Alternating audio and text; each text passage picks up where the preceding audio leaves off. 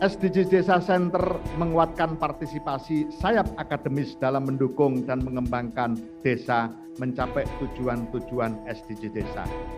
SDGs Desa Center dapat memfokuskan tridharma perguruan tinggi semakin distintif, semakin jelas dan tegas. Sebagaimana Undang-Undang Desa mencuatkan asas rekognisi dan asas subsidiaritas, arah kebijakan pembangunan desa yang bertumpu pada SDGs Desa hendaknya dijalankan dengan bertumpu pada akar budaya desa setempat melalui lembaga adat serta melibatkan partisipasi warga masyarakat sepenuhnya. Konsekuensinya adalah metode penelitian utama SDGs Desa Center berada dalam ranah dari metode campuran atau mixed methods ke arah metode kaji tindak hingga metode-metode partisipatoris.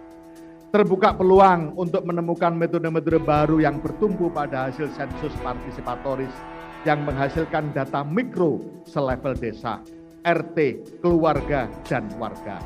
Harapan ditumpukan kepada SDGs Desa Center PKN STAN agar mampu mengukur asesmen aset desa, administrasi keuangan BUMDesa, juga peringkat BUMDesa. Terbuka juga tantangan metode untuk merumuskan ukuran agregasi rekomendasi SDGs Desa dengan rencana aksi SDGs di daerah dan nasional. Kompilasi data penghasilan maupun pengeluaran warga desa membuka kesempatan merumuskan pengukuran kemiskinan makro maupun dengan garis kemiskinan level desa berikut data by name by address diikuti koefisien Gini antar warga di satu desa. Ada tantangan menghitung semacam PDRB tingkat RT dan desa untuk menghitung pertumbuhan ekonomi tiap desa. Jika ditambah penerapan tabel kematian, tantangan selangkah berikutnya adalah menghitung indeks pembangunan manusia level desa.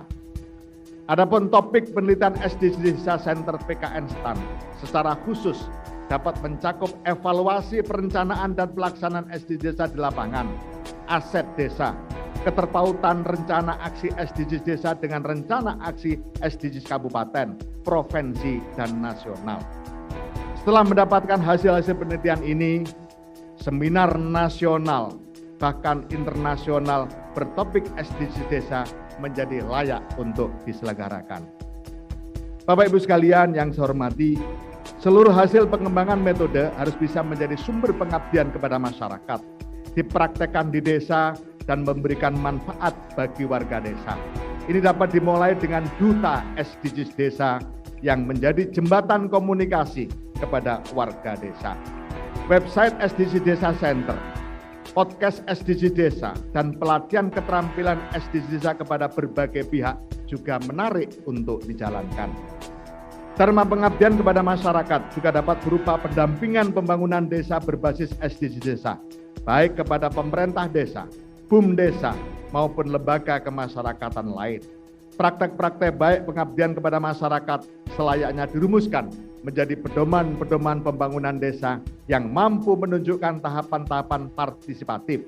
Kemudian bersama-sama Kementerian Desa, Pembangunan Daerah Tertinggal dan Transmigrasi menyampaikan pedoman tersebut ke seluruh desa. Dharma pendidikan mencakup dimensi di dalam kurikulum sendiri maupun berkaitan RPL desa.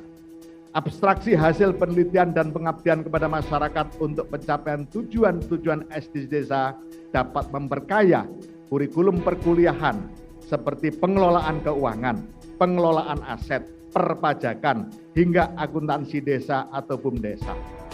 Dapat pula kekhususan SDGs Desa untuk meramu beragam ilmu pengetahuan akuntansi yang paling cocok untuk desa-desa di Indonesia. Pada sisi lainnya, PKN STAN bersama Kementerian Desa, Pembangunan Daerah Tertinggal dan Transmigrasi dapat merumuskan RPL Desa. Ini menjadi jalan masuk komunikasi pengetahuan antara perguruan tinggi dan pegiat desa, antara SDM yang dibutuhkan untuk mensejahterakan warga melalui SDGs Desa bisa terpenuhi. RPL Desa sesuai keandalan PKN STAN dapat berkembang pada program studi pengelolaan keuangan desa dan BUMDesa, manajemen aset desa dan BUMDesa, akuntansi dan pelaporan keuangan desa, serta BUMDesa. SDGs Desa Center telah membukakan gerbang ilmu pengetahuan lebih besar dan lebih lebar untuk menerapkan Tridharma perguruan tinggi serta mengeratkan kerja bersama Kementerian Desa, Pembangunan Daerah Tertinggal dan Transmigrasi. Ibu Menteri Keuangan, Bapak Ibu dan adik-adik mahasiswa yang saya banggakan. SDGs Desa, SDGs bisa dimaknai sebagai capaian tertinggi konsep pembangunan manusia sejak terumuskannya konsep pembangunan pada tahun 1945 hingga kini. Pun demikian, pelokalannya di dalam SDGs Desa. Namun demikian, sebagaimana kaidah ilmiah selama ini, para akademisi masih memiliki ruang untuk terus berinovasi dalam ranah SDGs Desa. Para pakar pembangunan masih mendapat tantangan untuk merumuskan kebijakan terbaik agar target yang sangat tinggi pada tahun 2030 bisa tercapai. Tertulis targetnya ialah pemenuhan kebutuhan hidup bagi seluruh manusia. Karena itulah Kementerian Desa, Pembangunan Daerah Tertinggal dan Transmigrasi bersama SDGs Desa Center PKN STAN perlu terus menerapkan siklus untuk mengkaji kebijakan yang sudah tersusun dengan dampak yang bisa diukur di lapangan dan sebagai bekal inovasi kebijakan baru pembangunan desa. Kita bersama-sama bertekad mengembangkan inovasi kebijakan pembangunan yang mensejahterakan warga desa.